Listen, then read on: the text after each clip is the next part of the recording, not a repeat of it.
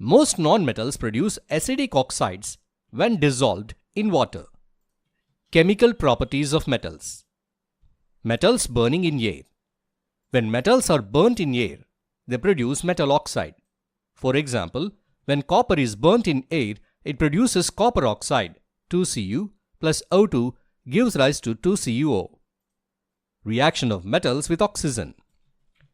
Metals like sodium and potassium are highly reactive with oxygen.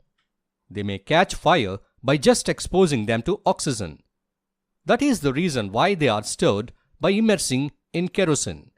Metals such as magnesium, aluminium, zinc, and lead naturally form a thin oxide layer on their surfaces when exposed to air. This oxide layer acts as a protective barrier that prevents the underlying metal from further oxidation and corrosion. We can make this protective layer even thicker to improve its resistance to corrosion. Anodizing is a process to make a thicker protective layer on metals like aluminium. Anodizing process. A clean piece of aluminium is taken for the process. The aluminium piece is placed in a solution of dilute sulfuric acid and connected to an electrical circuit as the anode, means positive electrode. When electricity flows through the solution, oxygen gas is produced at the surface of the aluminium. This oxygen reacts with the aluminium to form a thicker oxide layer. This thicker oxide layer can be dyed in various colors to give the aluminium an attractive finish.